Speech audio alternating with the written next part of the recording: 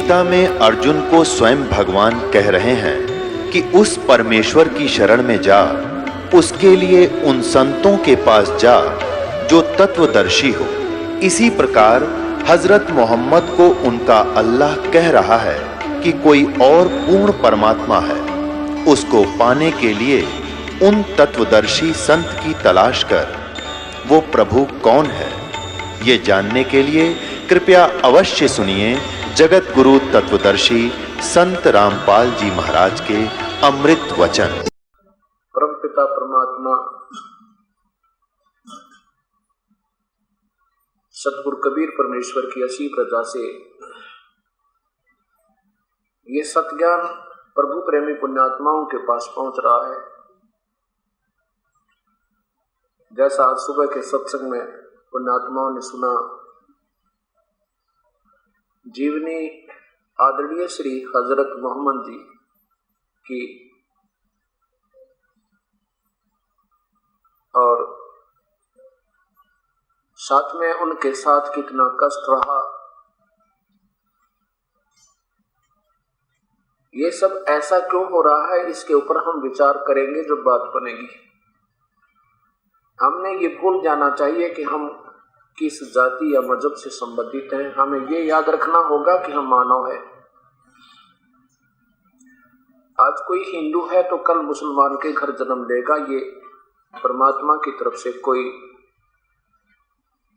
बाधा नहीं है, कोई परमात्मा की तरफ से ये रिस्ट्रिक्शन नहीं है।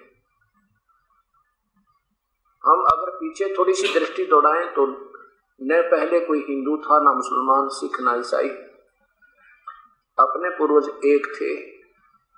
हमारे आपस में रले मिले संस्कार है, उनके आधार पर आप देख रहे हो। जैसे गुरु नानक देव जी कौन थे? ये पहले राजा अम्बरीश थे और राजा अम्बरीश सतयुग में ये पुण्यात्मा ने बहुत मेहनत भक्ति की भगवान विष्णु की, और वहां पुण्य क्षीण होने के उपरांत फिर राजा जनक बने। राजा जनक के समय में इन्होंने बहुत अच्छी साधनाएं की। उसके बाद ये गुरु नानक देव जी बने। ऐसे ही ऋषभदेव, आदरणीय श्री ऋषभदेव जी, जिसको जैन धर्म के प्रवर्तक माने जाते हैं, मुखिया माने जाते हैं, वही फिर बाबा आदम बने। और बाबा आदम को ईसाई धर्म और मुसलमान धर्म वाली पुण्यात्मा अपना सबसे पहला महापुरुष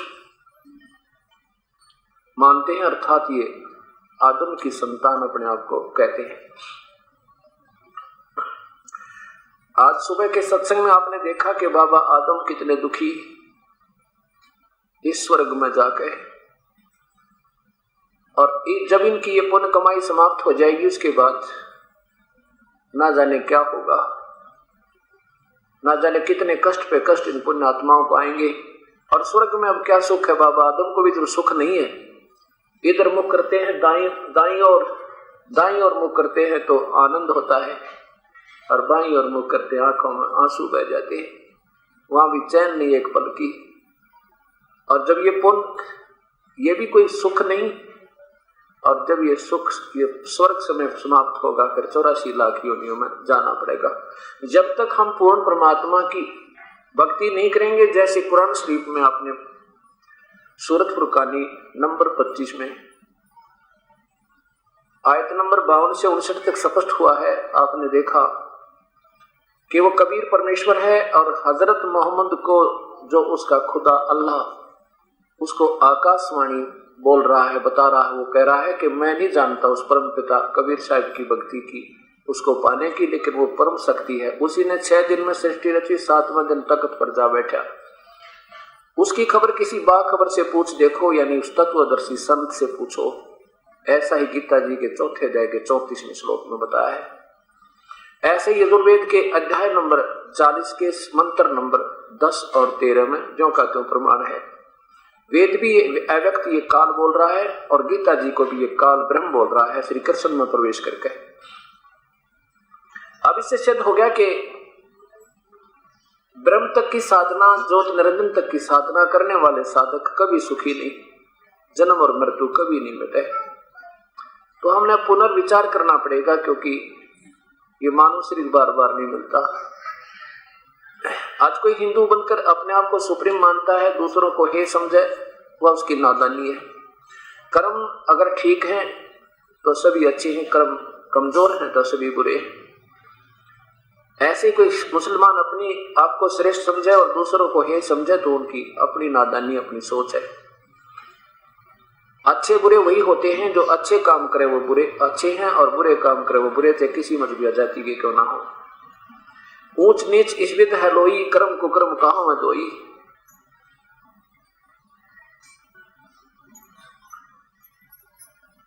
अब वो पूर्ण परमात्मा चारों युगों में आते हैं और आकर अपनी हर युग में अपना ज्ञान आप ही बताते हैं। सतयुग में ये परमेश्वर सतसुकृत नाम से आए थे और त्रेता में यही पूर्ण परमात्मा कबीर अल्लाह, अल्लाह अकबर, अकाल मूर्त, सब स्वरूपी राम, पूर्ण ब्रह्म, परम अक्षर पुरुष, परम अक्षर ब्रह्म, ये मुनिंदर नाम से त्रेता युग में आए थे। जब ये त्रेता युग में आए हुए थे, यही सत्ज्ञान का प्रचार किया करते थे। एक नल और नील नाम के दो भक्त आत्मा थी, उनके ऊपर एक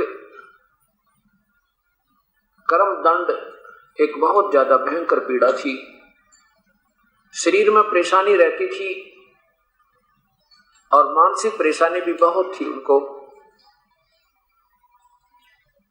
उन्होंने अपने उस इलाज के लिए ना जाने कहां कहां कोशिश की, संत ऋषियों से मिले, लेकिन उनको कोई राहत नहीं मिली। जिन भी महापुरुषों के पास जाते थे वो कहते थे, बेटा ये तुम्हारे कर्म का दंड है, ये तो तुमने भोगना पड़ेगा। प्रारब्ध तो भोगना ही पड़ता है। अभी तक जितने भी महापुरुषों की थ्योरी यानी उनके विचार दास में पढ़े, उन महापुरुषों को छोड़कर जो पूर्ण परमात्मा कबीर साहब की शक्ति से परिचित हुए, जिनमें कौन कौन है? आदरणीय धर्मदास जी, आदरणीय दादू दास जी साहिब जी, आदरणीय श्री मुल्कदास जी, आदरणीय श्री गरीबदास जी, आदरणीय श्री रामानंद जी, आदरणीय श्री गुरु नानक देव जी। ये उस परमेश्वर से, पूर्ण ब्रह्म से, सतपुरुष से कबीर साहब तक परिचित हुए। इन्होंने वही कहा जो कबीर परमेश्वर ने कहा, साथ में वेदों ने प्रमाण दिया कि वो कबीर परमेश्वर है। जो अंगारी, कबीर अंगारी असी, वो कबीर साहब पाप काटने वाला भगवान है, काल के बंध से छुड़ाने वाला वही परमेश्वर है। इनसे छोड़कर बाकी जितने भी महापुरुषों के आज के विचार या किसी मजहब या धर्म के विचार आप देखिए, वो कहते कर्म तो भाई भोगने ही पड़ते। और जब ये दास हनुमान पुजारी था, श्री कृष्ण राम के उपासक थे, उसमें कोई भक्त कोई कहता भाई बड़ा कष्ट आया हुआ है तो संत के पास जाते थे। वो संत लोग कहा करते थे भाई ये कर्म तो बेटा तुझे भोगना ही पड़ेगा। उदाहरण दिया करते थे, भगवान श्री राम ने बाली को मारा था, सुग्रीव के भाई को, और उसका दंड भी वही भोगना पड़ा उसने। कब? वही भगवान विष्णु की श्री राम बनकर आए, वही भगवान विष्णु श्री कृष्ण बनकर आए। तब भगवान श्री कृष्ण के पैर में उस बाली वाली आत्मा जो एक शिकारी बना हुआ था द्वापर युग में, भगवान श्री कृष्ण के पैर में तीर मारा, जहर से बुझा हुआ यानी विषाक्त तीर मारा, और जिससे भगवान श्री कृष्ण की मृत्यु हुई। तो इस प्रकार बताया करते थे जब भगवानों ने भी दंड भोगने पड़ते हैं कर्म के, तो आम प्राणी कैसे बचे भाई? हाँ, कहते थे भक्ति करो अगले जीवन सुखी होगा। अब देखो किसी के पैर में कांटा लगाओ और कांटे से पीड़ा हो, और किसी के पास वो पूछे मेरे पैर में दर्द है इसका कुछ इलाज करो, वो कहे कांटा लगा है। भाई कांटा तो निकलेगा नहीं, जूते पहन ले। बता, कांटा लगे पैर में जूते पहन नहीं सकता। वो तो कांटा निकला, फिर जूते जब पहने उस डर से कहीं फेर ना लग जा। ऐसे किसी प्राणी को कर्म का दंड हो और वो दंड उसका कट जा, उस परम पिता परमेश्वर की शक्ति तय उसको सुख हो जाओ, फिर वो श्रद्धा बढ़ा भगवान में, और इस डर से वो फिर राम नाम का जूता पहने कि हे भगवान फिर ये कर्म का दंड फिर ना आ जा, अर्थात ये कर्म कांटा फिर ना चुभ जा। इस डर से फिर भक्ति करे, उसका बेड़ा पार हो। नल और नील सब जगह घूमकर आखिर में यही सोच लिया था कि ये तो आजीवन दुख भोगना पड़ेगा, और दुखी प्राणी पर ना भक्ति होती है ना कोई सेवा बन सकती। एक दिन वो प्यारी आत्मा उस परम पिता के सत्संग में पहुंच गई। दोनों ने चरण छुए तो परमात्मा ने दोनों नल और नील के सिर पे हाथ स्पर्श किया, आशीर्वाद मात्र तक वह स्वस्थ हो गए। ऐसे हो गए जैसे बीमार नाम की कोई वस्तु नहीं थी, जैसे कभी दर्द उनको था ही नहीं। अब जो ही उन्होंने ये एकदम ऐसा महसूस हुआ जैसे हल्का फुल्का शरीर हुआ, दोनों के दोनों चरणों में पड़ गए, आंखों में पानी भरकर रो रहे हैं। कहते हैं परवरदिगार, ए मालिक कहाँ छुपे थे दाता, ए परमेश्वर हम तो आजीवन दुख था हमारा, तो जहाँ भी हम गए सभी ने यही कहा था कि ये कर्म तो बेटा भोगने पड़ेंगे। ए परमात्मा आप कहाँ छुपे थे ये कर्म दंड काटने वाले परमेश्वर। कबीर साहब ने कहा बेटा,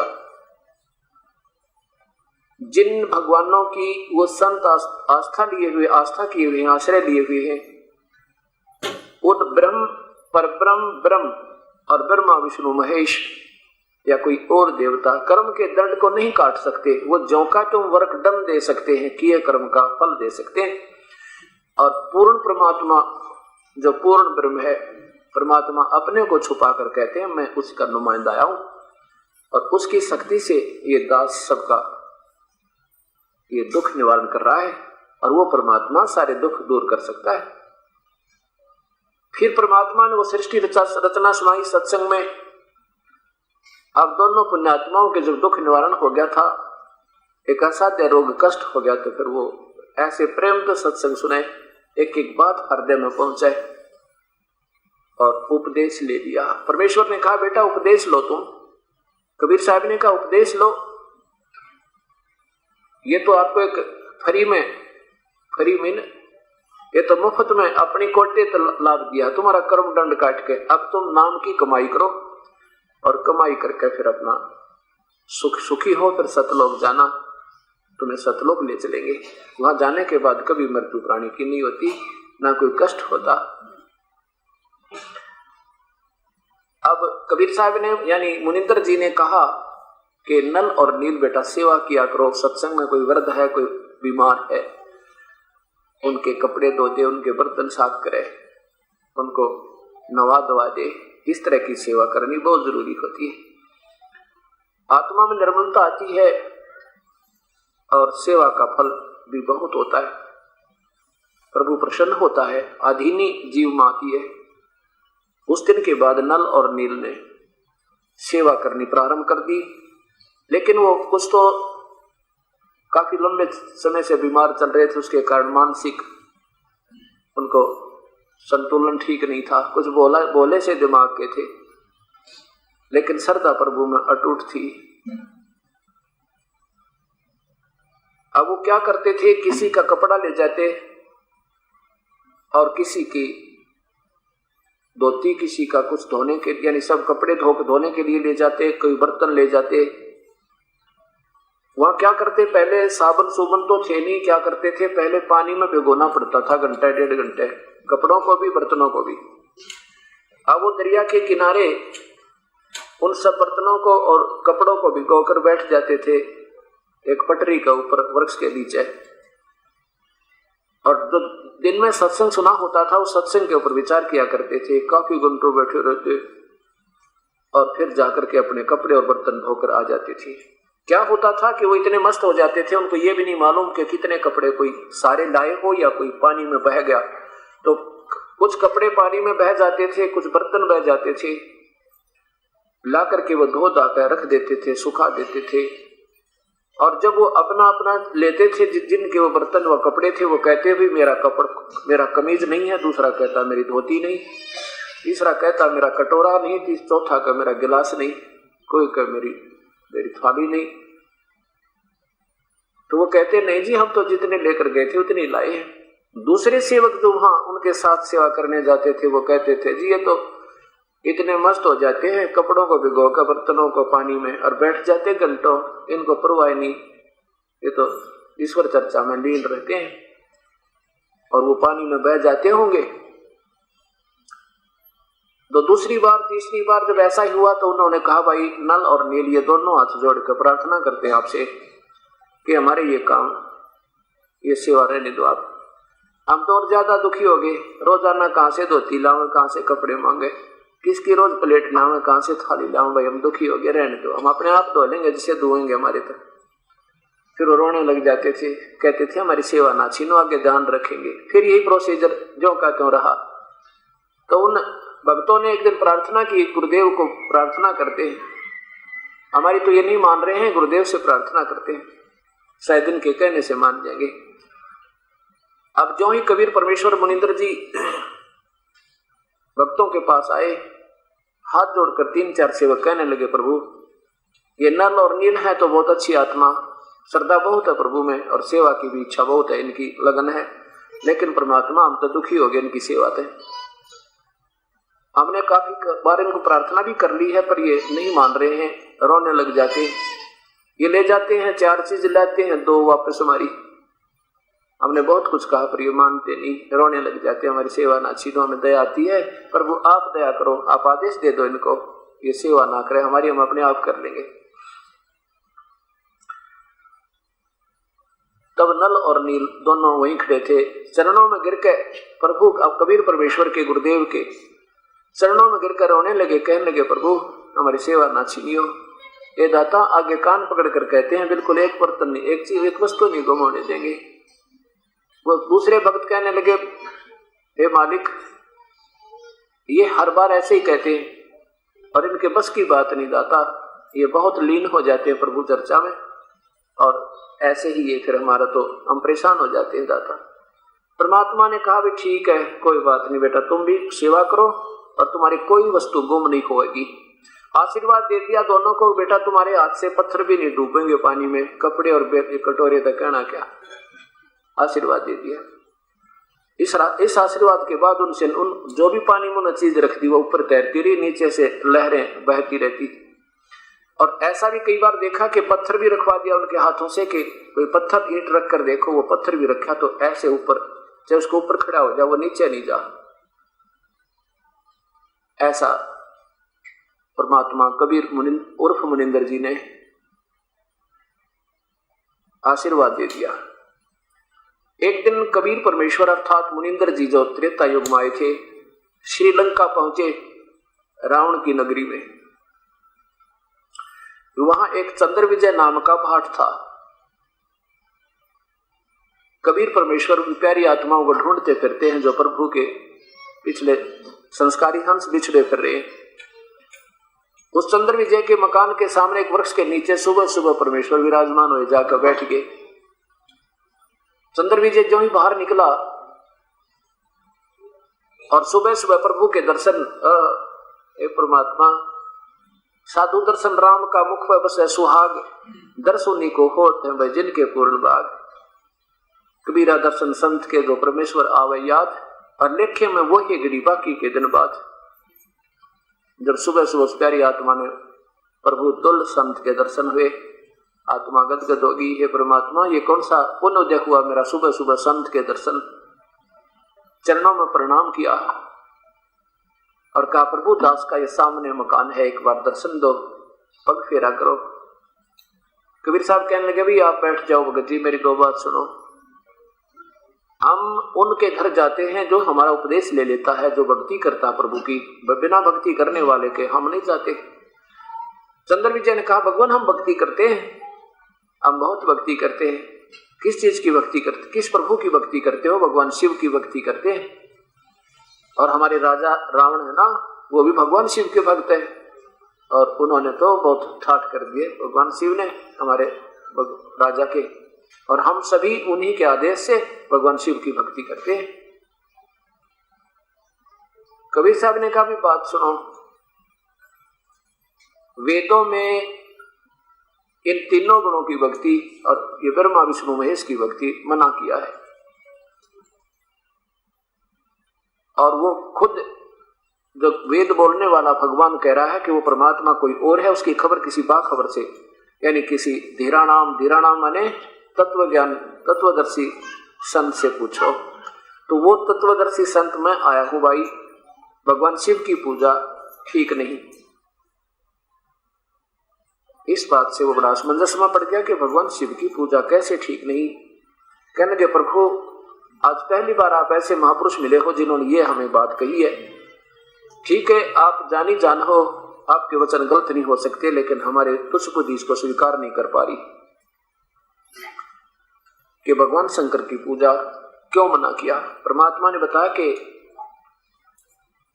ये तीनों कौन हैं? ये ब्रह्मा विष्णु महेश ज्योत निरंजन ब्रह्म के पुत्र हैं, और दुर्गा इनकी माता है, और ये तीनों नाशवान भगवान हैं।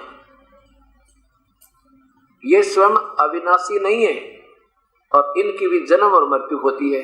ब्रह्मा की आयु 100 वर्ष है, भगवान शिव विष्णु की आयु ब्रह्मा जी से 7 गुना ज्यादा है, 700 वर्ष समझो, और भगवान शिव की विष्णु जी से 7 गुना यानी 4900 वर्ष, और फिर भी मृत्यु है इनकी।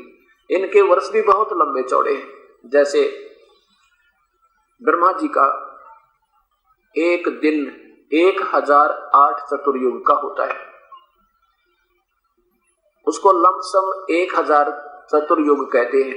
इतनी ही रात्रि होती है तो 2000 चतुर्युग। चतुर्युग क्या होते हैं? सतयुग, त्रेता, द्वापर, कलयुग, चारों युगों का समय मिलाकर एक चतुर्युग कहलाता है।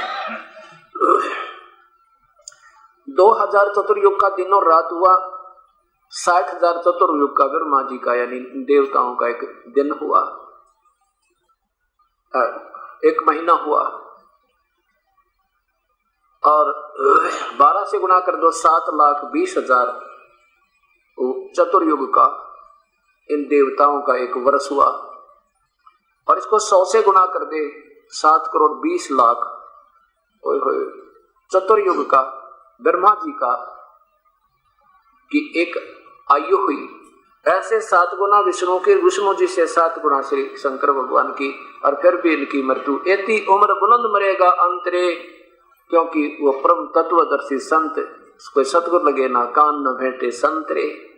कोई पूर्ण संत, वो तत्वदर्शी संत ना मिलने से तुम्हारे इस प्रकार ये जन्म मृत्यु कभी ना मिटे भाई।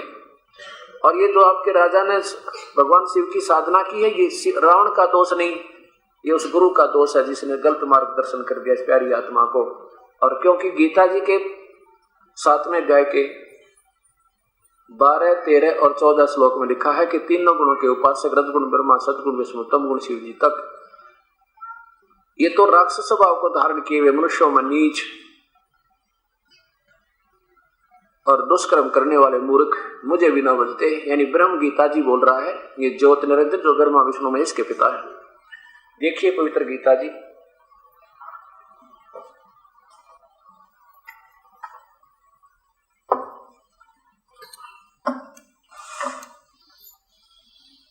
अब कबीर साहब समझा रहे हैं उस प्यारी आत्मा को, और उन्हीं के माध्यम से दास आपको सत्संदेश अब वर्तमान के महापुरुषों को, भक्त आत्माओं को गीता जी के माध्यम से, तो गीता और वेद एक ही है।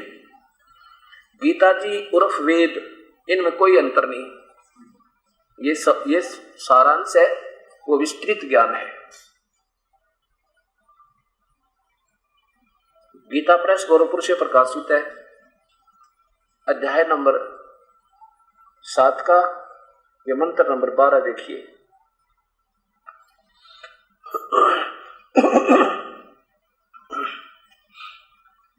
और भी जो सतगुण से उत्पन्न होने वाले भाव हैं, और जो रजोगुण से उत्पन्न होने वाले तथा तमोगुण से उत्पन्न होने वाले भाव हैं, उन सबको मुझसे होने वाले हैं ऐसा जान, परंतु वास्तव में उनमें मैं और वे मुझ में नहीं। ये काल भगवान ज्योति निरंजन ब्रह्म गीता जी बोल रहा है।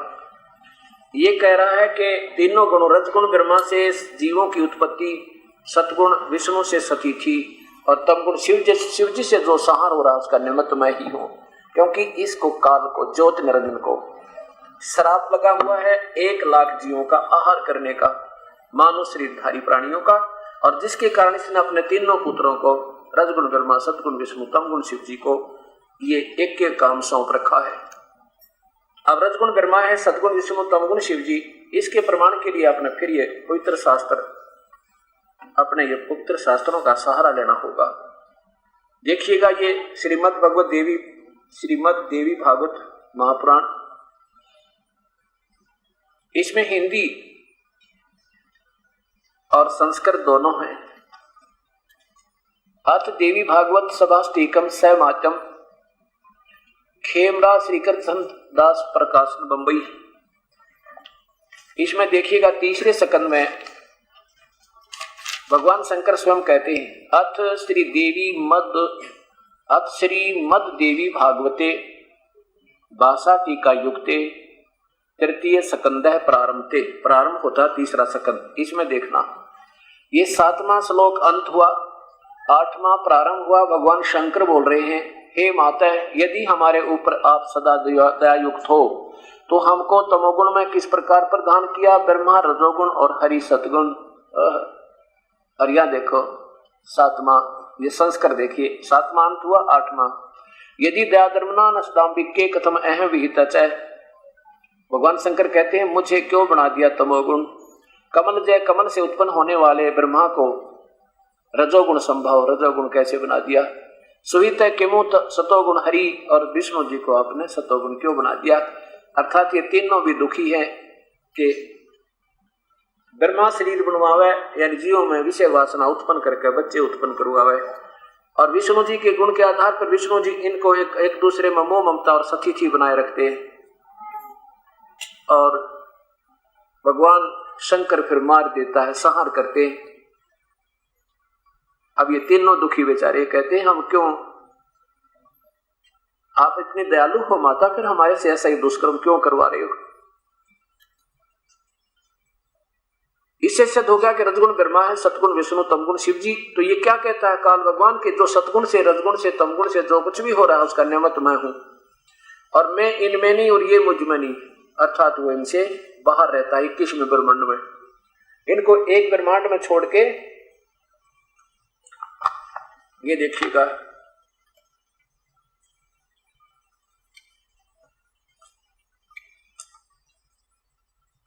ये एक ब्रह्मांड है, और ये काल इस एक ब्रह्मांड में भी यहां ब्रह्मलोक बनाकर महाविष्णु रूप में स्वयं रहता है, दुर्गा को मां लक्ष्मी रूप में रखता है, और इसमें सतोगुण प्रधान क्षेत्र बनाकर वहां इनके संयोग से जो पुत्र उत्पन्न होता है उसको सतोगुण बना देते हैं, उसका नाम विष्णु रख देते हैं, फिर बेहोश कर देते हैं जब तक ये जवान होते ताकि इनको भेद ना लग जाए। ऐसा जाल है इस काल का, अव्यक्त भगवान ज्योति निरंजन का। और ये एक सतोगुण रजोगुण प्रधान क्षेत्र बनाकर यहाँ स्वयं ये महा ब्रह्मा रूप में काल और महासावित्री रूप में दुर्गा को रख गए। इनके संयोग से जो पुत्र उत्पन्न होता है उसको रजोगुण बना देते हैं और नाम ब्रह्मा रख देते हैं, फिर इनको बेहोश कर देते हैं जब तक ये जवान होते हैं। यहाँ पर ये तमोगुण प्रधान क्षेत्र बनाकर ये स्वयं भगवान काल महाशिव का रोल करता है, और साथ में अपनी पत्नी दुर्गा को शेरा वाली को ये महा पार्वती बनाकर रखता है, उसका रूप बना लेता है, और उससे फिर जो पुत्र उत्पन्न होता है उसको ये तमोगुण बना करके शंकर नाम शिव नाम रख देते हैं, और इन तीनों को फिर यहाँ 3 लोक का नीचे छोड़ देते हैं, इनकी शादी कर देते हैं, विष्णु लोक और शिव ब्रह्मा जी का लोक, श्री शिव जी का लोक। और यहाँ बैठकर ये तीनों इस पृथ्वी लोक, स्वर्गलोक और पाताल लोक के एक एक विभाग के भगवान यानी मंत्री है। और ये कहता मैं इनमें नहीं, ये इनसे अलग रहता है। और इसके बाद फिर अलग कहाँ चला जाता है ये, जब यहाँ की ब्रह्मांड की रचना कर दे, एक ब्रह्मांड में तीनों पुत्रों की रचना कर देता है, तो ये यहाँ पहुंच जाता है। ये 20 ब्रह्मांड है, एक ब्रह्मांड आपने देखा ऐसे ऐसे ये 20 है, ये 5 ब्रह्मांड का एक ग्रुप बना के एक महाब्रह्मांड बनाया है, ऐसे ऐसे 4 महाब्रह्मांडों में 20 ब्रह्मांडों को रोक कर ये इनसे अतिष्ठित, इससे भी बाहर बैठा है, यहाँ बैठ जाता है जाके। तो यहाँ कहता है कि मैं इनमें नहीं और ये मुझ में नहीं, ये तीनों गुण रजगुण ब्रह्मा, सतगुण विष्णु, तमगुण शिव जी। आखिर देखिए पवित्र गीता जी को,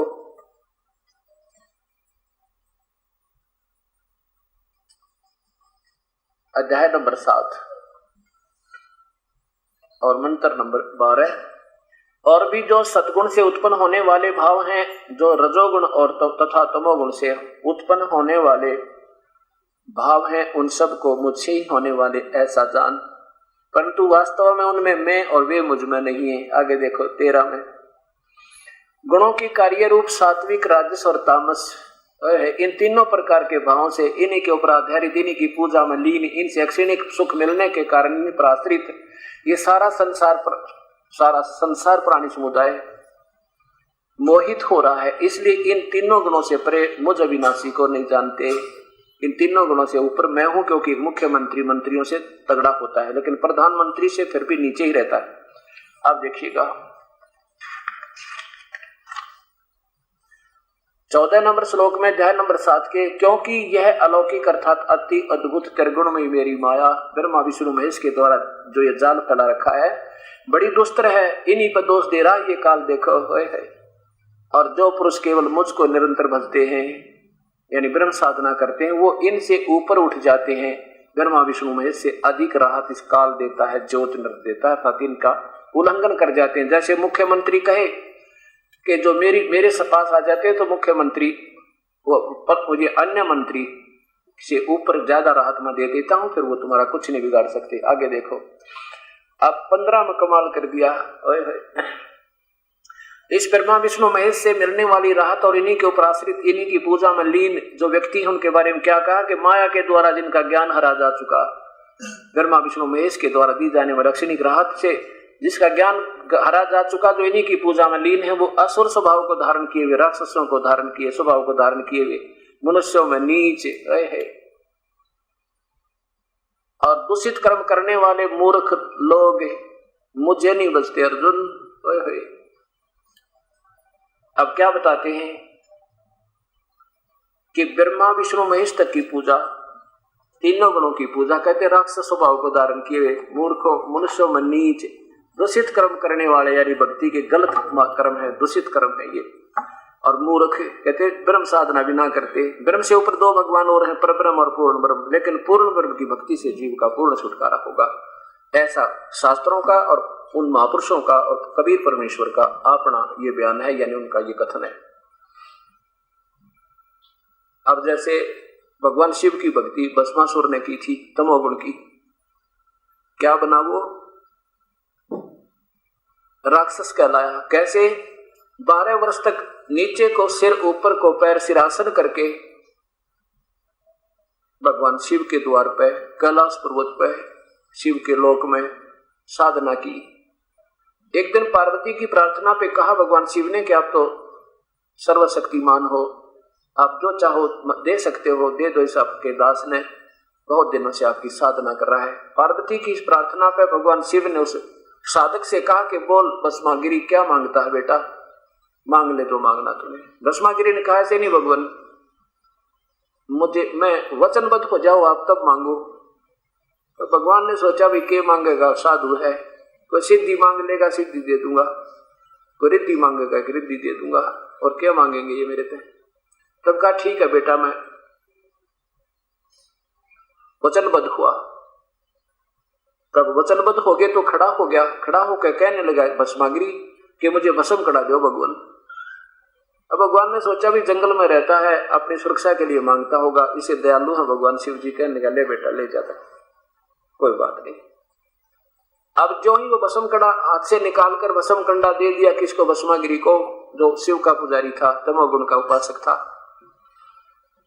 फिर क्या क्या बोला कि बोले शिव जी होशियार, तुझे खत्म करूंगा और पार्वती को अपनी पत्नी बनाऊंगा, अब तुझे मैं ठीक करूंगा। ए परमात्मा, ए मेरे बंदी छोड़।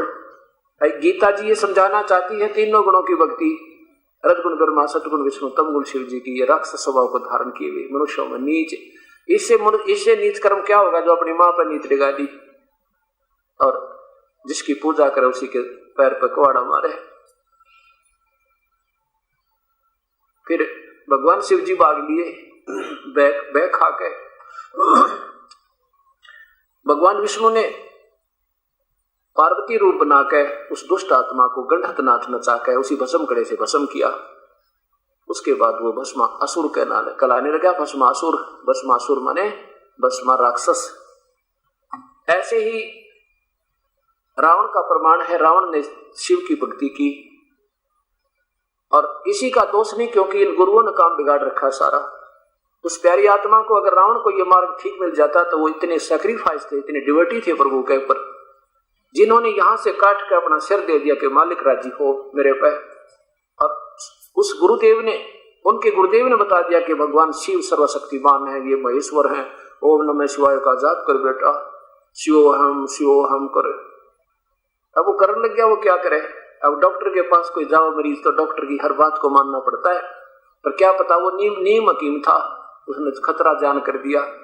ऐसे इन गुरुओं ने काम बिगाड़ रखा, सारी भक्ति बिगाड़ कर रख दी, इन सबको राक्षसता की तरफ प्रसन्न कर दिया, क्योंकि वास्तविक उन प्रभु का मिला नहीं, उस प्रभु की सही साधना मिली नहीं। अब रावण ने अपने गुरुदेव के बताए अनुसार प्रभु को प्रसन्न करने के लिए शिव को यहां से धड़ काट कर दोनों हाथ और शीश चढ़ा दिए 10 बार, और ऐसे भगवान शिव ने वापस दे दिए, क्योंकि वर्क डन दे देते हैं। और उसके बदले में प्रसन्न होकर कहा बेटा उसको सिद्धि दे दी आकाश में उड़ जाने की, और उसको धन दे दिया सोने की लंका बनाने की, बना के सोने की लंका, और सिद्धि पाकर अंडी पा गया। और फिर फूला नहीं समाव को बद शुरू कर दी। और फिर दुष्कर्म अपनी मां ने उठा लिया, सीता ने तो 3 लोक की जननी, शिव से बड़े भाई यानी पिछले भाई की पत्नी को उठा लिया और समझाए तो मानना नहीं, इस मूर्ख क्या होगा। सब नाथ प्रार्थना करी, कितनी बार शांति दूत श्री राम ने भेजे, और खुद प्रभु ने भी प्रार्थना करी, कबीर परमेश्वर ने, पर वो राक्षस नहीं माना, क्योंकि वह पूजा तमोगुण की तो ये वेद गलत नहीं हो सकते, गीता गलत नहीं हो सकती।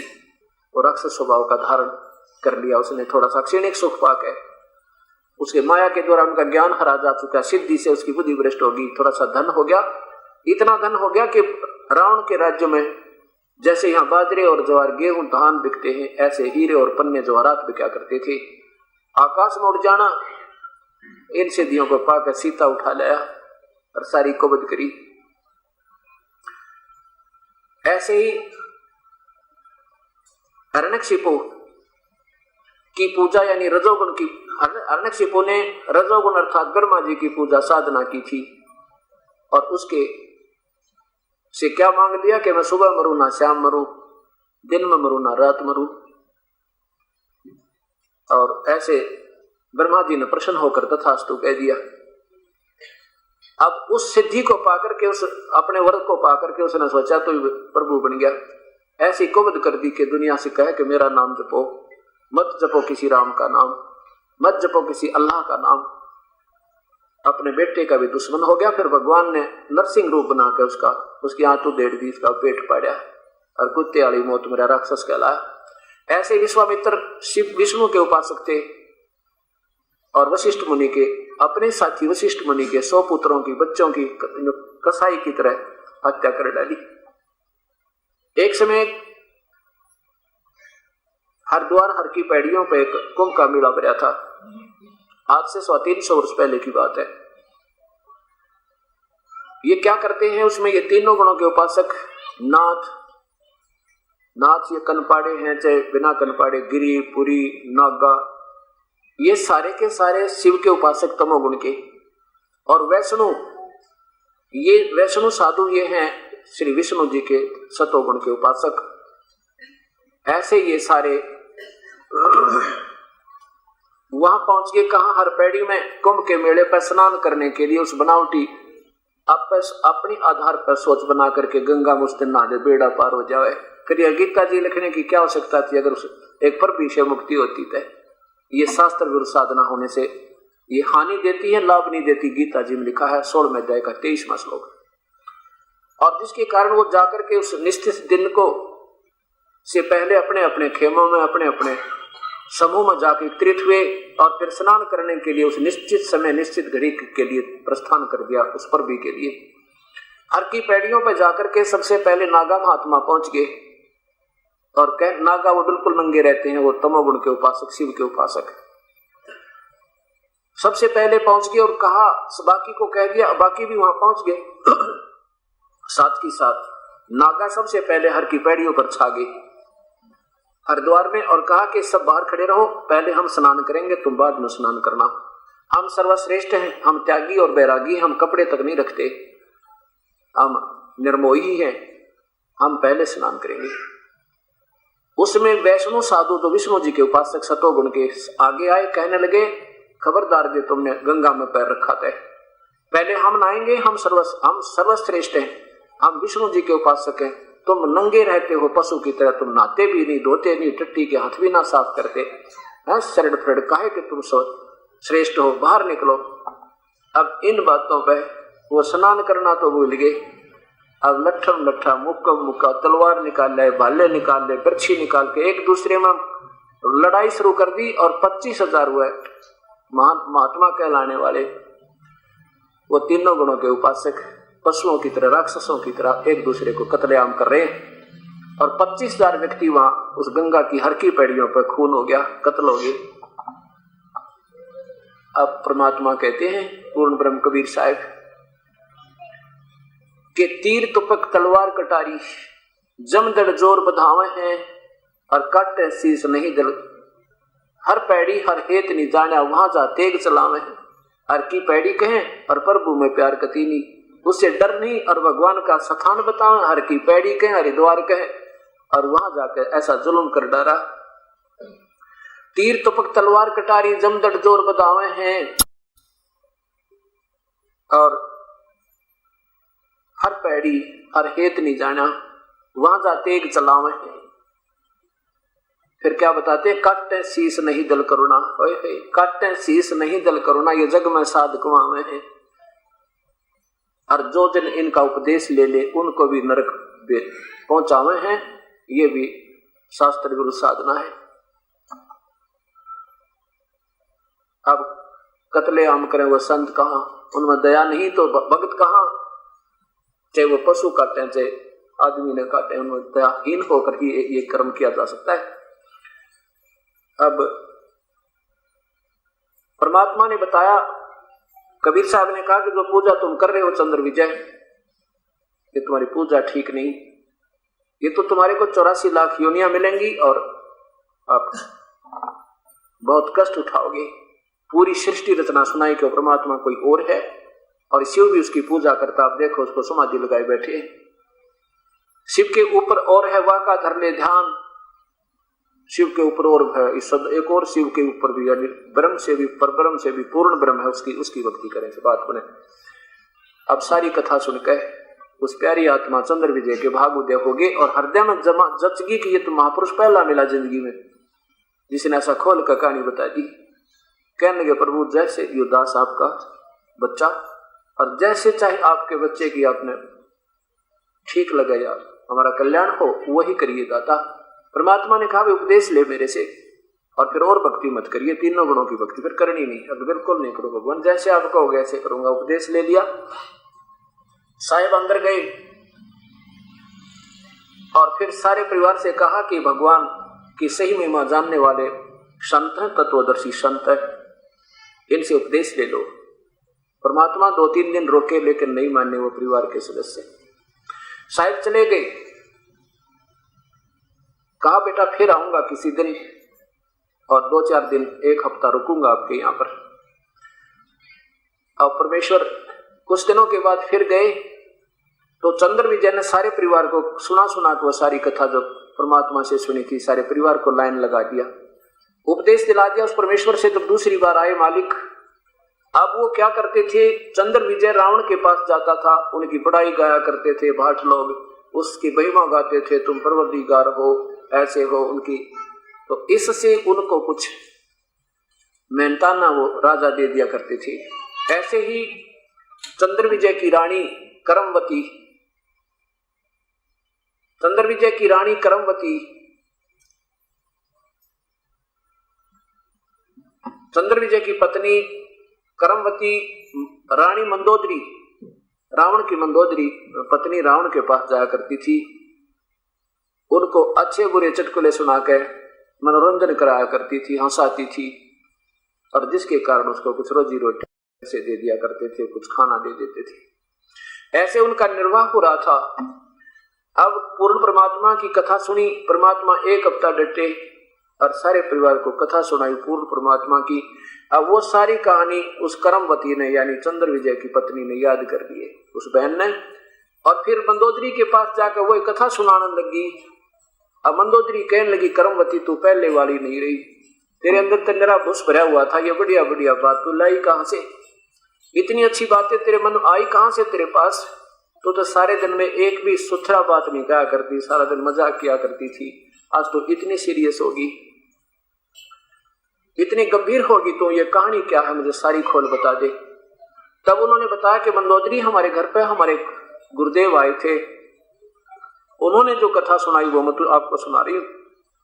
मंदोदरी को भी ऐसे बताया कि ये तीनों गुणों की पूजा पूर्ण नहीं है, ब्रह्म और परब्रह्म की पूजा को भी रिजेक्ट किया है, मना किया है वेदों में, और वो पूर्ण परमात्मा आए थे, उन्होंने बताया सारी सृष्टि रचना सुनाई, ऐसे ऐसे है, ये काल का जाल है, ये ब्रह्म ज्योत निरंजन है, ब्रह्मा विष्णु महेश इसके पुत्र हैं, दुर्गा इनकी माता है। मंदोदरी कहने लगी, अब के जो तेरे गुरुदेव आवे तो मेरे पास बुला कर लाना, मैं उनसे दो बात करूंगी।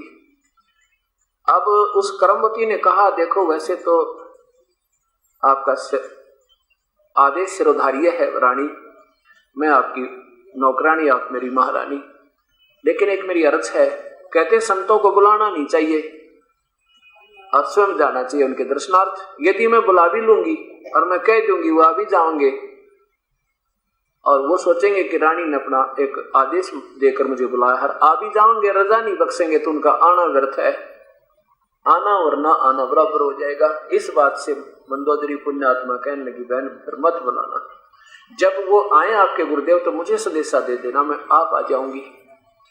परमात्मा पहुंचे उन पुण्यात्माओं के कल्याणार्थ। करमवती ने बता दिया कि मंदोदरी गुरुदेव आए हैं, आजा दर्शन कर लो। मंदोदरी पता लगते ही पहुंच गई और कथा तो पहले सुने रखी थी करमवती के मुख में, और फिर देखे किए दर्शन उस परम पिता के, अपनी प्यारी आत्मा को चुंबक की तरह खींच लेते हैं मालिक। मंदोदरी एकदम आसक्त होगी कि भगवान ये तो परमेश्वर आए, इनके दर्शन करते ही सारे शरीर में गदगद हो रही है, बड़ा आनंद आ रहा है। परमात्मा ने फिर वो कथा सुनाई, कहने लगी, महाराज मुझे उपदेश दे दो, मैं तो बिल्कुल तैयार बैठी हूँ, आपकी सारी कथा सारी कहानी आपकी शिष्या ने मुझे खूब सुना दी, जो इसमें मैंने बदलाव देखा है उस दिन के बाद मुझे नींद आना बंद हो गया कि ऐसी थी या तो भगवान के बताऊं, आप तो बस पूछो मत, एक भी बात सारे दिन में ठीक नहीं कराया करती, सारी बकवाद गिराया करती। और जब से आपका ये निर्मल अमृत ज्ञान इसमें समाया है, इसने दुनिया का उद्धार करा दिया, मेरे जैसी अनजान को भी इसने समझा डाला। उपदेश ले लिया मंदोदरी ने, फिर अपने देवर विभीषण से कहा कि विभीषण कल्याण करवा ले, कोई समय आया है, पूर्ण परमात्मा के पूर्ण नुमाइंदे संत आए हैं, और ऐसी ऐसी वो कथा जो उसने सुनी थी मंदोदरी ने, वो सारी विभीषण तो बताई। विभीषण कहने लगा, फिर मैं क्यों छोड़ दिया, आपने मुझे भी नाम दिलाते। तो वो कहने लगी, मैंने सोचा रावण का भाई है, कहते ना माने, चलो इब के आवेंगे गुरुदेव तो मैं जरूर नाम दिलाऊंगी। कहने लगे, ऐसी बात नहीं है, हमने तो परमात्मा चाहिए। अब तीसरी बार प्रभु गए तो विभीषण ने भी नाम ले लिया और अपना कल्याण प्रारंभ किया। इतने में क्या किया उस रावण नीच आत्मा ने, वनवास में जब श्री राम 14 वर्ष का वनवास बिता रहे थे, चित्रकूट से सीता का अपहरण किया, उस सिद्धि का बल पाकर जो श्री शंकर जी भगवान शंकर से प्राप्त हुई थी, और ये दुष्कर्म कर डाला। अब मंदोदरी ने बहुत समझाया अपने पति को कि आप ये ऐसा जुल्म क्यों कर रहे हो, पराई स्त्री को क्यों उठा लाए आप, लेकिन नहीं माना। एक दिन कबीर परमेश्वर से प्रार्थना की मंदोदरी ने कि प्रभु मैं तो अपना दुख आपके सामने रो सकती हूँ, ये मालिक मेरे पति ने बहुत गलती कर रखी है, ना जाने किसी नादान और किसी औरत को, जवान औरत को उठा लाया है, ये मालिक मेरी मानता नहीं, वो आप दया कर उसको सद्बुद्धि आवे। तो परमात्मा ने कहा, बेटी ये आम औरत नहीं है, ये भगवान श्री राम जो है भगवान विष्णु अवतार आए, और ये सीता जो है ये लक्ष्मी का अवतार है। ये आम औरत मत समझना, इसको समझा दे हिंदी में, अपने सीधी भाषा में कह दे, हाथ जोड़ दे, पैर पकड़ दे उस त्रिलोकीनाथ के, जैसे में अपना कुल चाहिए तो अपना जस खैर चाहता है। तो मंदोदरी ने फिर कहा कि रावण ये आम औरत नहीं है, ये तो इस तीन लोक का भगवान है, ये रामचंद्र जी और विष्णु अवतार हैं। कहने लगा कि मंदोदरी तू पागल होगी, तेरी बुद्धि तेरे गुरु ने खराब कर रखी है, मैंने ऐसे लगता है। ये जंगल में मस्करा फिर रहा है, दोनों भाई शिकार करते फिर उनसे मुझे डराती है, और ये भगवान है जंगल में फिर बरकता। चुप रहे, फालतू मत बोले। बहुत कहा, पैर भी पकड़े, रोए भी, गिड़गिड़ाई भी, और वो ज्ञान सुनाया परमेश्वर का जो पहले सुन रखा था, लेकिन नहीं माना। एक दिन परम पिता से प्रार्थना की अपने गुरुदेव से, गुरुदेव मैंने बहुत प्रार्थना कर ली रावण से, पर एक नहीं मानता मेरी। आप एक बार मालिक, आपसे प्रार्थना करती हूँ, एक बार आप उससे कहो, आपका आदेश, आपके शब्द में शक्ति, वो मान जाएगा। परमात्मा ने कहा बेटी ठीक है मैं कह दूंगा, पर वो मानने का नहीं, उसकी बुद्धि भ्रष्ट हो ली, क्योंकि उसने भक्ति ऐसी कर ली, अब उसमें नशा हो गया, शराब पी ली इस 3 गुणों की भक्ति की, और अब वो मानने को ना बेटी। मंदोदरी कहने लगी गुरुदेव आप बिल्कुल ठीक कह रहे हो, एक बार आप कह दोगे ना मेरी आत्मा में संतुष्टि हो जाएगी, फिर मैं जिंदगी भर उसको नहीं कहूंगी, वो मानो चाहे मत मानो। फिर नहीं, मेरे मन में ये एक कल्पना बनी रहेगी, एक भटकना बनी रहेगी, भ्रमणा, कि अगर गुरुदेव कह देते तो मेरा स्वाग नहीं उजड़ता। इस बात को सुनकर परमेश्वर कहने लगे बेटी ये तेरा ये भी भ्रम निवारता हूं और जाता हूं एक बार। कबीर परमात्मा पहुंचे, रावण के दरबार के सामने खड़े हुए पहरेदारों से कहा कि द्वारपाल मुझे अंदर जाने दो। द्वारपालों ने कहा क्या करोगे? कि रावण से मिलेंगे हम, कोई जरूरी काम है। द्वारपाल कहने लगे महात्मा जी अंदर का संदेशा बाहर आ सके, रावण ने मीटिंग ले रखी है, सब योद्धा बैठे वहां पे, दरबार लगा है, बाहर का संदेशा अंदर नहीं दे सकते, अंदर जाएंगे तो हमारी कलम एक सुने भी कोई ना जाते तलवार पे ऐसे कर देगा, हम नहीं कह सकते कुछ भी महाराज जी, हम नहीं संदेशा भेज सकते। परमात्मा अंतर ध्यान हुए, अंतर ध्यान माने एकदम अदृश्य हो जाना, और रावण के दरबार में सामने प्रकट हो गए और सामने आते नजर आ रहे। रावण की दृष्टि पड़ी सामने कि कौन व्यक्ति आ रहा है मेरे पूछे बिना, मेरे इजाजत के बिना। रावण ने कहा कि कौन आ रहा है, और द्वारपालों को बुलाओ, उन्हें कैसे आने दिया। अब परमात्मा इतने निकट आ जाते हैं, कबीर प्रभु मुनिंदर जी कहने लगे रावण आपके द्वारपालों का दोष नहीं, उन्होंने तो मुझे बहुत सख्त मना किया था। फिर रावण बोला तू आया कैसे? कबीर साहब अंतर ध्यान हुए यानी अदृश्य हो गए, फिर प्रगट हो गए, कैसे आ गया मैं, उनको दिखाई ना दिया। क्या काम आया तू यहाँ पे? मैं आपसे एक प्रार्थना करने आया हूं कि आपने जो ये वो सीता उठा ली, सीता जी आपने नहीं उठानी चाहिए थी, ये त्रिलोकीनाथ विष्णु की पत्नी अर्थात श्री राम की पत्नी है, और आप शिव के पुजारी और उसके बड़े भाई की पत्नी उठा ले, बता आपने कहाँ ठिकाना होगा, इसको वापस दे दे, आप तेरे कल्याण के लिए आया हूं, तेरा वंश बच जाएगा। रावण कहने लगा तुम दिखता है उनका, उन जंगल में फिरने वालों का कोई यानी उन्हीं का खैर खवा नजर आता, उनका चमचा, और कहने लगा तू मेरे को शिक्षा की जरूरत नहीं, और तू आया कैसे यहाँ पर? कबीर साहब कहने लगे परमात्मा ने कहा रावण तेरी बुद्धि भ्रष्ट होगी, इस अक्षणिक सुख न पाकर तो खुला नहीं समा रहा, भूल गया ये 2 दिन का जीवन है, ना जाने कहाँ तेरी दुर्गति होगी। रावण कहता ज्यादा मत बोले, मैंने मृत्यु पर विजय पा रखी है, मैंने ऐसे कर रखा, मैंने ऐसे कर रखा है, भगवान शिव की साधना कर रखी है, और यहाँ से शीश चढ़ा करके राज प्राप्त कर रखा है। इतना कहकर के कबीर साहब बोले ये तेरी अपनी सोच है नादान, तेरा तो विनाश निकट है, या तो वापस कर दे। त्रिलोकीनाथ की पत्नी ने अब इतनी बात कही, जब निकाल कर तलवार और सटेज से इतनी दूर जंप किया, योद्धा एक नंबर का, ऐसा तगड़े शरीर हुआ करते, और लेकर तलवार परमात्मा की गर्दन काटने के लिए, और लाल आंखें करके, क्योंकि तमोगुण का उपासक पीवत कम से कम 2 मन शराब एक वे और मांस खावे, और लेकर तलवार और ऐसे परमात्मा को मारने के लिए 70 वार करे अंधाधुंध होकर 70 अटैक किए ऐसे। और परमेश्वर एक सीख ले गए थे, झाड़ू की सीख, जो झाड़ू की सीख होती है ऐसी, वह ऐसे कर दी, लेके 1 सेकंड में ना जाने के कर दे भगवान, ऐसे कर दे उस सीख के ऐसे 70 तलवार मारी, अंधा होकर क्रोधित होकर, क्रोध में पागल होकर पसीनम पसीना हो गया। रावण जैसा योद्धा श्री रामचंद्र के बाद में दूसरा नंबर आता है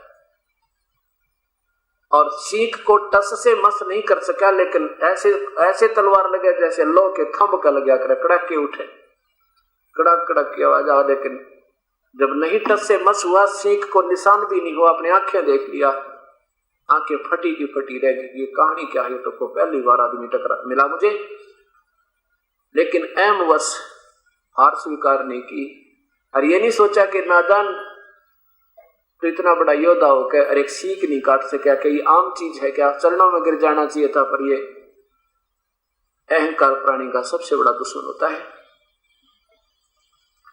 चाहे किसी को राज का हो, किसी को धन का हो, किसी को संतान का हो जाए, चाहे किसी को अपने पुण्य धर्म का हो जावा, ये अभिमान से प्रभु दूर हो जाता है।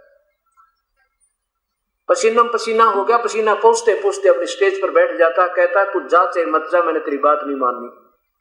ये तो देख लिया कि मरने वाला नहीं है। परमात्मा कहने लगे ठीक है रावण, हम जाते, पर विचार कर लेना इन बातों पे, तेरे कल्याण के लिए आया था मैं। प्रभु ने जाके बताया कि मंदोदरी बेटी वो नहीं मान रही, बिल्कुल मेरी एक नहीं सुनी। कबीर मंदोदरी कहने लगी प्रभु ठीक है मालिक, अब दासी का भ्रम निवारण हो गया, मन में शंका नहीं रहेगी, ठीक है अपनी करनी पाओगा, मैं आज के बाद कहूं भी नहीं सकता। अब सामने आया विभीषण, मंदोदरी से कहने लगा आज तो गुरुदेव का काम कर दिया था भाई ने, ऐसा जुल्म मैंने नहीं देखा, इतना क्रोधित होकर। और परमात्मा की तरफ कहते हैं 70 वार करे मंदोदरी और सीख का निशान भी नहीं हुआ। गुरुदेव ने सीख ऐसे कर दी थी। मंदोदरी बोलियो के जाने पा नादान इस अक्षणिक सुख न पाके और फुल्ला नहीं समाता, इस प्रभु की महिमा भूल गया। अब कैसे समझाऊं विभीषण, में तो खूब पचली मानता नहीं। विभीषण ने समझाया तो विभीषण को भी लात तुम्हारी धमका दिया कर रहा। अब के करे बुद्धि वरिष्ठ के आगे कहां तक प्रार्थना याचना करे। अब क्या होता है कि भगवान श्री राम ने तलाश शुरू की, पहले शांति दूत भेजे लेकिन नहीं माना। आखिर में हनुमान जी ने उस सीता जी का खोज किया और फिर समस्या आ गई सेना को समुद्र पार कराने की, लंका तक पहुंचाने की। 3 दिन तक भगवान श्री राम घुटनों पानी में खड़े होकर के समुद्र से याचना कर रहे हैं कि जल्दी राज मुझे रास्ता दे दो, मैं बहुत दुखी आत्मा हूं, ऐसे ऐसे रावण ने मेरी पत्नी का अपहरण कर लिया है, आपने सहयोग देना चाहिए मेरे को। लेकिन तस से मस नहीं समुद्र हुआ 3 दिन तक। जब तीसरे दिन भगवान श्री राम ने कहा कि लक्ष्मण मेरा अग्नि बाण दे, ये लातों के भूत बातों से नहीं मानते, और लेकर अग्नि बाण जो ही समुद्र को फूकना चाहा, उसी में लपटे निकलने लगी। तभी समुद्र एक ब्राह्मण रूप बनाकर, विप्र रूप बनाकर बाहर प्रकट हो गया और कहा प्रभु इसको जलाओ मत, ए मालिक इसमें ना जाने कितना संसार बसा हुआ है, ए दाता अगर आप इसको फूक भी दोगे, जला दोगे तो ये खंडहर बन जाएगा, आपका उल्लू फिर भी सीधा ना हो। आप ऐसा काम करो सर्प भी मर जाए, लाठी भी ना टूटे। श्री राम ने कहा वो क्या, फिर बताओ मुझे। कि आपकी सेना में नल और नील नाम के 2 सैनिक हैं, उनके पास उनके गुरुदेव की दी हुई बख्शीश की हुई